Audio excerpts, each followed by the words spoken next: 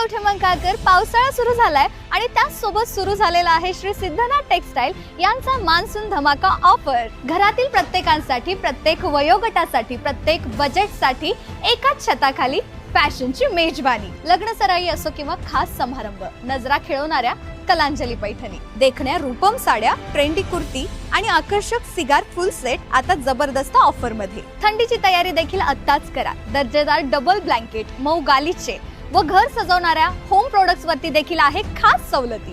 लहानग्यांसाठी आकर्षक, आरामदायी व स्टायलिश कपड्यांचा संग्रह, तोही कमाल किमतीत। खास पुरुष मंडळींसाठी stylish T shirts, men's jeans आणि अजून बरच काही। प्रत्येक खरेदीवरती मिळवा बचतीचा आनंद। यंदाचा मान्सून हा शॉपिंग शिवाय अपूर्ण आहे, म्हणून आजच भेट द्या श्री सिद्धनाथ टेक्सटाईल्स, देशिंग रोड, यशवंत नगर, कवठेमंकाळ आणि घरी घेऊन जा स्टाईल, गुणवत्ता आणि जबरदस्त बचत। श्री सिद्धनाथ टेक्सटाईल, घरातील प्रत्येकासाठी एकच फॅशन डेस्टिनेशन। पाटगाव खून प्रकरणातील तिघेजण 12 तासात जेरबंद। जुन्या वादाचा राग मनात धरून तरुणाचा कोयत्याने खून। डोंगरवाडीतील बैलगाडी शर्यतीवरून वाद झाल्याची संशयितांची कबुली। सांगली जिल्ह्यातील पाटगाव तालुका मिरज येथे जुन्या वादाचा राग मनात धरून ज्ञानेश्वर उर्फ माऊली राजेश उर्फ साहेबराव पाटील यांचा धारदार कोयत्याने वार करून खून केल्याप्रकरणी 3 संशयित आरोपींना सांगली येथील स्थानिक गुन्हे अन्वेषण शाखेने अवघ्या 12 तासाच्या आत जेरबंद केले आहे। या प्रकरणी अक्षय पांडुरंग माने वय 30 राहणार हनुमान मंदिराजवळ योगेवाडी तालुका तासगाव, सर्वेश सूर्यकांत देशमुख वय 19 राहणार ग्रामपंचायत जवळ कोर्लियम तालुका मिरज, विक्की उर्फ धनराज मधुसूदन पवार वय 23 राहणार वडरगल्ली कोर्लियम तालुका मिरज जिल्हा सांगली यांना पोलिसांनी ताब्यात घेतले आहे। पोलिसांनी दिलेल्या माहितीनुसार 8 ऑगस्ट रोजी मयत ज्ञानेश्वर पाटील यांच्यात संशयित आरोपींनी जुन्या भांडणाचा राग मनात धरून डोक्यात, मानेवर व हातावर धारदार कोयत्याने वार केले। या हल्ल्यात त्यांचा दुर्दैवी मृत्यू झाला। या प्रकरणी मिरज ग्रामीण पोलीस ठाण्यात खुनाचा गुन्हा दाखल करण्यात आला होता। घटनेचे गांभीर्य लक्षात घेऊन सांगली जिल्ह्याचे पोलीस अधीक्षक तुषार दोशी, अप्पर पोलीस अधीक्षक कल्पना बारवकर यांनी मिरज ग्रामीण पोलीस ठाणे तसेच स्थानिक गुन्हे अन्वेषण शाखेला संशयित आरोपींचा शोध घेऊन तत्काळ अटक करण्याचे आदेश दिले। त्यानुसार स्थानिक गुन्हे अन्वेषण शाखेचे पोलीस निरीक्षक संजीव कुमार झाडे यांनी पोलीस उपनिरीक्षक महादेव पवार यांच्या नेतृत्वाखाली पथक तयार केले।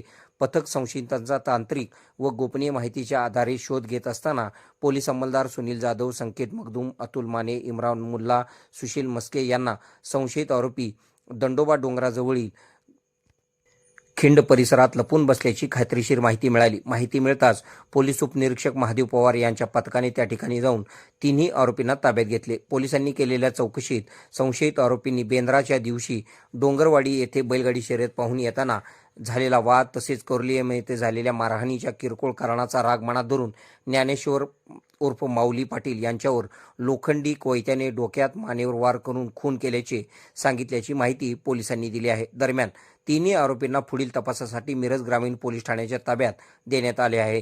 पोलीस निरीक्षक सोमनाथ वाघ यांच्या मार्गदर्शनाखाली सहाय्यक पोलीस निरीक्षक विक्रांत संगपाळ या प्रकरणाचा पुढील तपास करीत आहेत। संशयित आरोपींना न्यायालयात हजर केले असता न्यायालयाने 14 ऑगस्ट 2026 पर्यंत पोलीस कोठडी मंजूर केलेली आहे। या कारवाईमध्ये पोलीस निरीक्षक संजीव कुमार झाडे, पोलीस उपनिरीक्षक महादेव पवार, पोलीस अंमलदार Sunil Jadhav, police head constable Sanket Makhdoom, Atul Mane, Imran Mulla, Sushil Maske, Suraj Thorat यांनी सहभाग घेतला। मिरज ग्रामीण पोलीस ठाणे व स्थानिक गुन्हे अन्वेषण शाखेच्या समन्वयातून सदरची कारवाई करण्यात आली। KK मराठी न्यूजसाठी सांगली प्रतिनिधी। खुश खबर, मूळव्याधीचे आधुनिक उपचार आता आपल्या कवठेमंकाळ शहरामध्ये उपलब्ध सुविधा, आधुनिक लेझर मशीन, दुर्बिणीतून तपासणी, ऍडमिटची गरज नाही। पोट विकार, बुद्ध विकार यावर आयुर्वेदिक उपचार व सल्ला। मूळव्याधी, शर, भगंदर, पायलोनायडल, सायनस यावर लेसर व आयुर्वेदिक खात्रीशीर उपचार। हर्निया, अपेंडिक्स, कान, नाक, घसा व स्त्रीरोग चिकित्सा, गर्भाशय काढणे इत्यादी सुविधा आता आपल्या कवठेमंकाळ शहरामध्ये डॉक्टर आलमगीर मुजावर यांच्या आशीर्वाद हॉस्पिटलमध्ये उपलब्ध। आमचा पत्ता दत्त मंदिर, जुना Agalgaon road, Kolekar petrol pump शेजारी, कवठेमंकाळ।